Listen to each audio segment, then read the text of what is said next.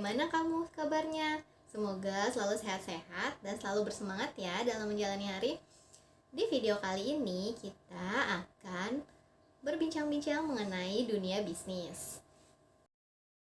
Jadi teman-teman, salah satu keberhasilan dalam membangun bisnis itu adalah bagaimana cara kita mengelola tim atau karyawan kita. Kalau kamu lagi tahap early atau starting dalam bisnis, mungkin saat ini hampir pasti kamu sedang berperan menjadi Superman atau seseorang yang mengatur segala seluk-beluk bisnis mulai dari awal hingga akhir.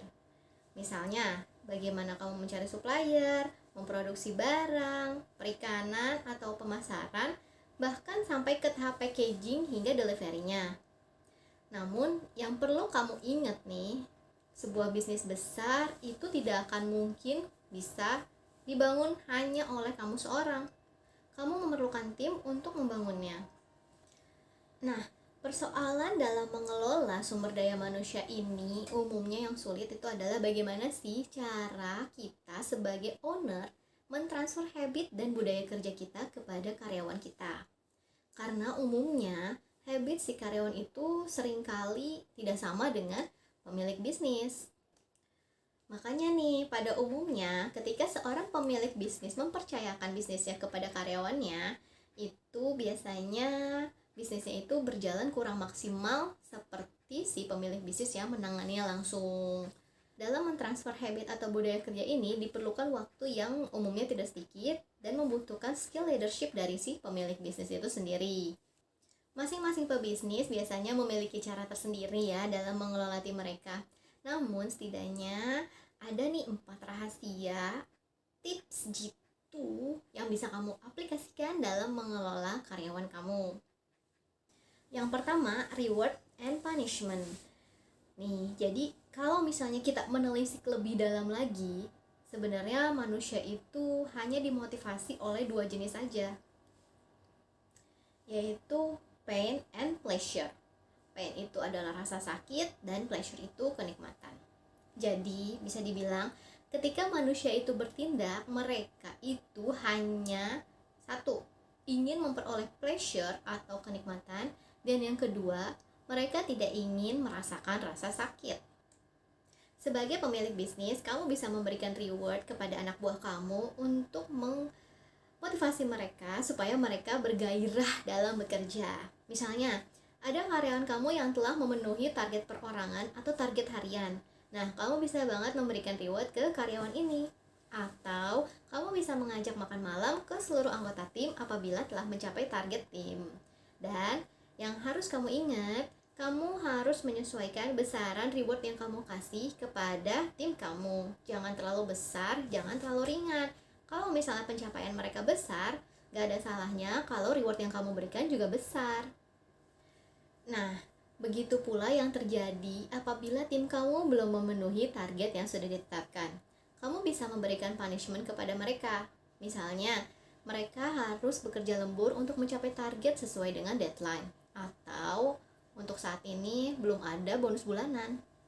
Yang kedua, work hard, play hard. Sebagai pemilik bisnis, kamu berkewajiban untuk menciptakan suasana yang menyenangkan dan tanpa tekanan untuk tim kamu. Kalau misalnya tim kamu itu sudah bekerja keras, rasanya oke banget kalau kamu juga menyediakan suasana yang menyenangkan seperti misalnya kamu membelikan TV atau ada fasilitas PlayStation atau paling enggak ada musik-musik untuk menemani mereka bekerja. Dengan demikian, bisa dijamin tim kamu bakalan bekerja tanpa tekanan.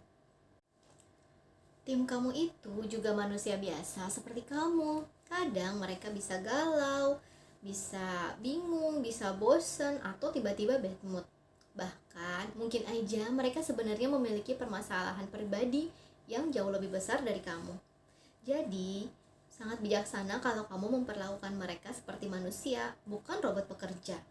Percaya deh sama aku, bekerja di bawah tekanan itu gak akan pernah memberikan hasil yang maksimal.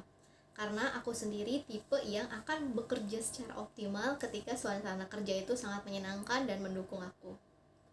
Dan yang lebih parahnya, kalau misalnya kamu memperlakukan karyawan kamu sebagai robot, ada juga nanti kamu bakal diomongin oleh mereka dan malah didoa-doain yang buruk. Pernah nggak kamu berpikir untuk mengupdate strategi bisnis kamu? Atau untuk mengetahui nih sebenarnya bisnis kita masih in nggak sih di era sekarang? Kalau begitu, selamat ya. Artinya kamu sudah berada di jalur yang tepat. Langkah selanjutnya, kamu coba ajak deh tim kamu agar mereka memiliki frekuensi yang sama dengan kamu. Coba kamu ajak tim kamu untuk tumbuh dan berkembang. Kalau kamu mau pintar, ya ajak juga mereka supaya pintar.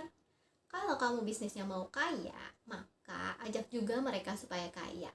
Percaya deh, yang namanya bisnis itu akan berkembang ketika timnya juga berkembang.